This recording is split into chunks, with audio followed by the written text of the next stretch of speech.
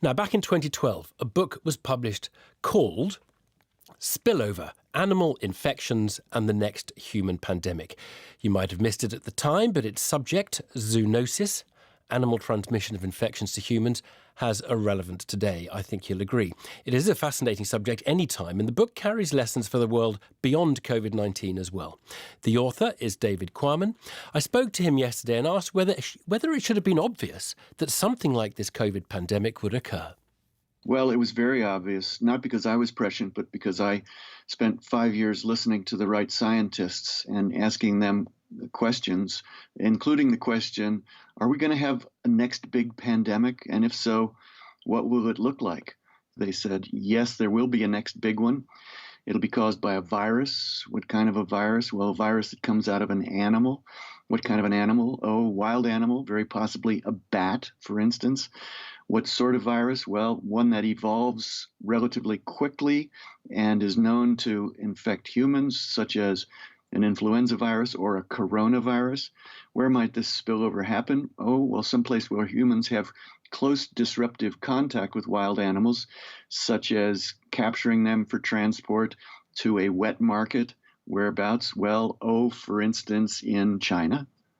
So that was all there. It's all there. Why do bats play such a big part in this transmission? Marburg virus, a relative of Ebola, comes from bats. Hendra virus in Australia, bats. Nipah virus in Malaysia, bats. The original SARS virus came out of bats. So what is it? They may seem to be overrepresented in part because they are overrepresented among mammals in diversity. 1 in every 4 species of mammal on Earth is a species of bat. They live long lives in highly social aggregations. So if you got creatures that live 18 or 20 years piled on top of one another when they roost in groups of 60,000, that's a great situation for allowing viruses to circulate endlessly in a population. And you've got a lot of different kinds of bats carrying a lot of different kinds of viruses, some of which are dangerous to humans. In some cases, the bat might spill over its virus into an intermediate animal.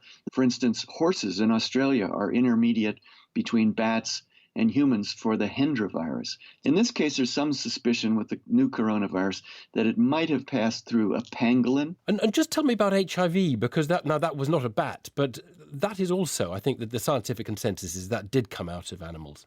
We now know from really good persuasive molecular research that the simian precursor to the pandemic strain of HIV passed from a single chimpanzee into a single human in the southeastern corner of Cameroon in Central Africa back around 1908, give or take a margin of error.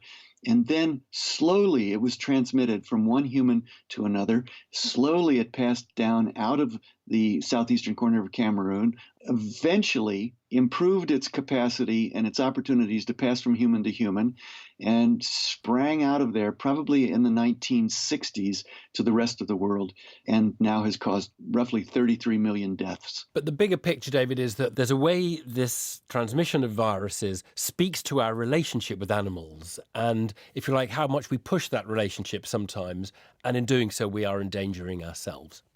Absolutely. This coronavirus pandemic is not an independent event. It's part of a pattern reflecting things that we are doing. We're killing wild animals, capturing wild animals, cutting down forests, building timber camps, mining camps in richly diverse ecosystems. Doing all of that brings us into contact with wild animals and the many, many kinds of viruses that wild animals carry. That gives those viruses the opportunity to spill over into humans, and in some cases then to transmit from one human to another, travel around the world. It all has to do with the choices we make. What we eat, what we wear, what we buy, what minerals we want mined for us for our cell phones and other technologies, how many children we have, if we have children, how much we travel. All of those things feed into this. It's not just one guy in China who decided he wanted to eat a bat. There's enough responsibility for this whole pattern to go around the world to all of us. Well, it's interesting you say that. Now, I had an email from a listener who was vegan and said, why aren't you reporting on the fact this is a a meat-eating problem here, and if vegans did something that caused a global pandemic, we'd never hear the end of it about how bad vegans are for the world. Why aren't we hearing the same of meat-eating? And I wonder whether that is your take, David. Well, yes, and we are hearing that. I mean, I'm saying that. I'm saying that industrial scale farming of domestic animals is responsible for the spillover of Nipah virus into humans in Malaysia in 1998. In some cases, that is a direct cause. Absolutely true. If we were all vegans, would that solve the problem? Well, not if we were all vegans who were having 5 children, because we would still be putting huge pressure on the natural resources that live in diverse ecosystems. So I absolutely grant that meat eating is one very important aspect of the way that we draw upon the natural world and punish it, disturb it, invade it. But it's not the only one. There's an uncounted diversity of viruses. Nobody knows how many unique viruses might live in each species of animal.